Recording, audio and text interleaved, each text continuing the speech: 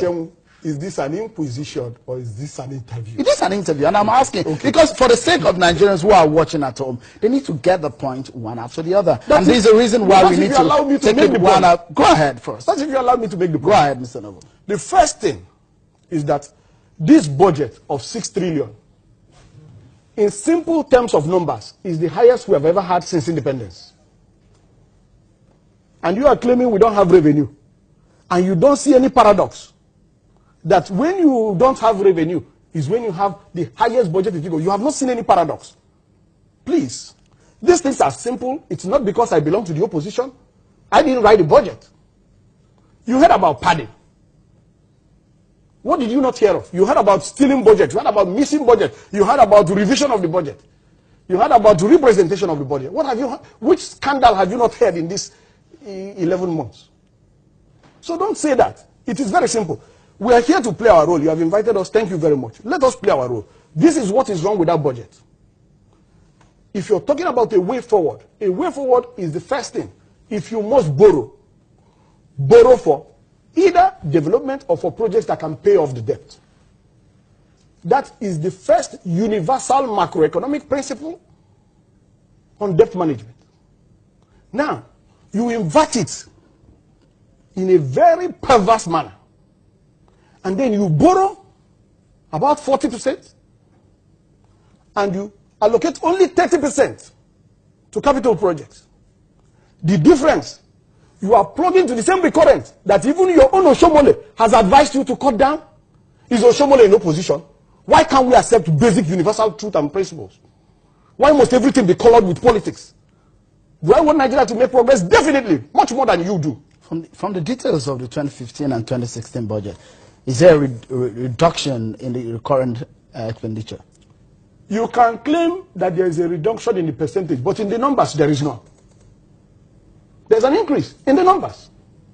So, and why you can claim a reduction in percentage is because you have gone to borrow 2.2, so it's overbloated. So in reality, it is increasing instead of reducing, which is a perversity. It's an economic perversity. Would you blame the government of the day that is presenting its first budget, changing the budgeting system for this current document that is not yet passed by the president or not yet assented to by the president? The first thing I want to say is let's leave the superficialities. Let's deal with the fundamentals. This government is the greatest danger that has confronted Nigeria since independence. Why? This government is very, very divisive. Divisive. This country is divided right now along religious and ethnic lines. You don't need that. This government is very deceitful. What do you mean? Good. I expected that from you. No, you know what you need to do? That's big. That's yes. You know what you need to do? I have a document. That document is titled APC 2015 Election Manifesto. When you look at that document is signed by John Odigye Oyegu, National Chairman of APC. I have a copy. If Channels doesn't have a copy, I give you a copy. I have a copy too. I'm happy you have the manifesto of the APC. Go, I do have go and read it. After reading it, I can tell you some of the things that I need. I have a copy. I've read it. Very good. Share with us what your concerns are. For example, one of the points there, written and signed by National Chairman of APC, is 3 million new jobs every year. Now, what have we seen? Instead of 3 million new jobs, we have seen job losses in millions. One of those things is immediate recruitment of an extra 100,000 police officers. What have we seen? An announcement to recruit 10,000. What is in that document? Immediate increase of the salaries of all 5 security establishments, security organizations. Instead, what will we see? Debt, owing salaries and allowances, including those of soldiers in the Northeast. So, if that is not deceitful, what is deceitful? The NLC has publicly and officially accused the government of not keeping to its promises. Is that not deceitful? This government is very dictatorial. In what sense? Dictatorship. In what sense? Above the law. In what sense? Doing things that contradict the laws of Nigeria. Several. One example. The Nigerian Constitution is very clear about federal character. When the appointment was done, a national newspaper published that out of 37 appointments, front page, 30 were on the section from one section of the country. What is that supposed to be? A national newspaper. I'm not the publisher of that newspaper. 30 out of the initial 37. Look at the security appointments. 6 major appointments were made. Anybody who is a nationalist and who is patriotic would have given one position to each of the geopolitical zones. Even the one that are not statutorily put in the constitution. No, it doesn't have to be statutorily. Because if you go to your state, you will see that governorship election, every party zones it. You don't become divisive. If you're leading a group, whether it is a local government, whether it's a state, it's not only about federal Even policy. at the detriment of performance and capabilities of the individuals. What you're saying is offensive. Because what you're saying is that some sections of the country do not have qualified manpower. That's false. But again, when you're composing, you can't say that. You are a presidential candidate of your party, and I wonder if you will say that if you are composing a kitchen cabinet, or the people who are going to work with you, you will bring strangers to your kitchen cabinet. No. You're talking about political positions. You're talking about political positions. I talked about the security establishment. 6 major appointments were made. A reasonable thing. I don't want to go further. Because if I give further information that I have, which I can confirm, it might be incendiary. So I don't want to give that level of information. But the important thing is that what is in the public domain, 6 major security positions were announced, and the same sections of the country that are complaining that they are being excluded and marginalized, contrary to the Constitution of Nigeria. Federal character is very clear. It's a constitutional requirement. It's not a political requirement. But Constitution. But there are not breaches. Are there breaches? There are clear breaches. I just gave you one example. You said there are no breaches. No, there are ones that are constitutional. They are the ones that are not mandatory by law, that are the discretion of the chief executive of the country. The Constitution did not say you can do it here, you cannot do it here. The Constitution says this is how you run the federal government. Okay, if you think that it's not deliberately divisive, then I will challenge you with the statement of General Buhari when he went to abroad and he was interviewed. I can't remember on which medium, and he said, those who voted for me, 95% cannot expect the same treatment as those who voted for me. He should have resigned at that point. You don't make that kind of a statement because it not only violates the Constitution, it violates the oath of office, oath of allegiance, which he swore on the Quran, and he's a Muslim. So it also means that he has abused the Quran. If he swore on the Quran to treat everybody fairly, without fear of favor, and then he comes around and he goes abroad and he announces that he's going to treat some people differently, that's a violation of the oath of office.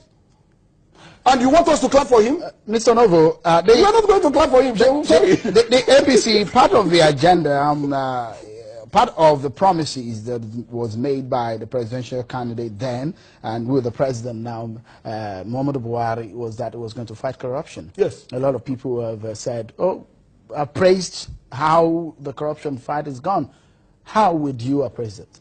The corruption fight is unfortunately a corruption of the dire need Nigeria has for an anti-corruption program. That's been corrupted. Because I can pretend that I'm giving some money to the poor to help them out, when all I'm doing is a publicity stunt for politics. And then I invite Channels TV. I'm going to do some charity. When deep down, my motive is to advertise myself for politics. That's the kind of thing you have. The clear motive, because actions speak louder than words. You're going to ask me now, how do you know someone's motives? Actions speak louder than words. The clear motive is to target personal enemies and opposition elements. That is very clear. Is that what is happening now? Is that what is playing out now? That is clear now. That's very clear. In what sense? In which of the cases now? In almost all the cases. Let me give you an example. There are allegations in the public domain that the PDP financed its presidential election from the Office of the National Security Advisor. Those allegations are in the public domain. There are also allegations in the public domain that the APC was financed by APC governors. What is the difference? A tale of two thieves. Why is one thief going to be arrested and one thief not going to be arrested? That's a perversion of law in itself. You know why? The principle of law says everybody is equal before the law. So when you start having an animal farm, some are more equal than the other. That is a perversion. Are you saying that the Buhari government is not investigating his own... Clearly now. Well, he has said that he will not spare, even if it finds any member of his party... Rhetorics here, please. You think that's rhetoric? Rhetorics. Show me one example. Now, let me tell you. You know, I like to cite APC people. But when you cite them, then the people who accuse us of being partisan, the same people who say opposition is not doing anything. When you do something, they say opposition is partisan. The same people. You just said opposition was not doing anything. Now, if you look at the statement made by APC senator from Kaduna, Sheikh Husani, he talked about the APC government playing politics with the anti-corruption and about people who belong to their own party not being investigated and prosecuted. Let me give you another example, which is a hard example. There were published allegations against the former governor of Lagos State. Published allegations on the official Lagos State government website. Was he ever invited? Was he ever arrested? Excuse me, sir. Let us just know. I must say this. Tomorrow, you will invite me to another interview and say, did you really say it? I must say this. Everything rises and falls on leadership. Nigerians think that the wrong leadership can deliver the right results. Let me see how that works out. The wrong leadership will not deliver the right results. We are at a critical point in history. What would you suggest for the government of the day to do now to get Nigeria out of this quagmire? I'm not going to suggest anything. You know why? Why? Because our position is in public domain. I, for example, I was at the presidential debate. General Buhari did not show up. I presented a position on all the questions I was asked. That's number one. Prior to the presidential debate, on our website, our position was there. So anyone who's interested knows what we stand for and what we offer the Nigerian people to do. I came on this your program, Politics Today, for a presidential candidate interview. I presented the same things based on the questions you asked me.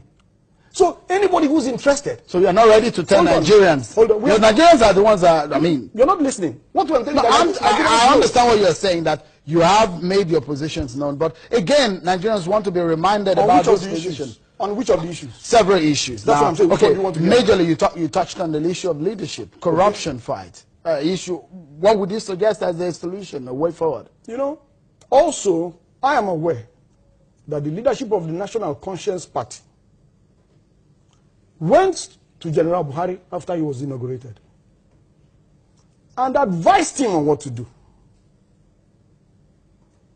Apparently, actions speak louder than words. He didn't accept that advice. He was advised. He was advised that you need, let me now say what he was advised, that you need to unite Nigeria. Nigeria is a powerful, big country full of resources, human resources and all sorts of things. He was advised that get the country united so that we can bring in all our resources and face the challenges. Did he do that? No. Why do you want me to force my advice on you? Have you solicited my advice? Thank you so much. If the APC is confused and needs advice, we're willing to help them. But if they say they are all-knowing, infallible, and the results are showing that they are the worst, even worse than the terrible PDP, then let us look at them. Thank you so much. Martin Onovo, presidential candidate of the NCP in the 2015 general elections. Many thanks for talking to us on the program.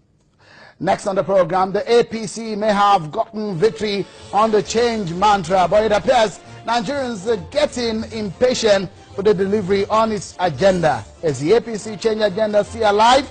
We'll speak with the Buhari government spokesperson, the Minister of Information. That's next on the program. Join us again.